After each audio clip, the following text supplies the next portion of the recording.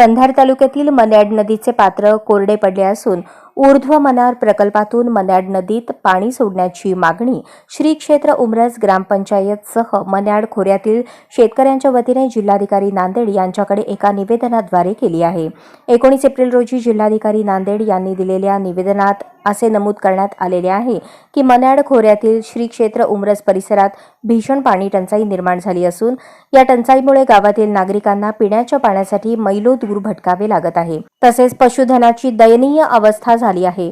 कवडी मोलाने पशुधन विकण्याची वेळ शेतकऱ्यांवर आली आहे। नदी नाले कोरडे पडल्यामुळे पिण्याची सोय कुठे उपलब्ध नसल्याने लवकरात लवकर लिंबोटी धरणातून पाणी नदीपात्रात सोडण्यात यावे अशी मागणी ग्रामपंचायतीसह मन्याड खोऱ्यातील शेतकऱ्यांनी जिल्हाधिकारी यांना लेखी निवेदनाद्वारे केली आहे।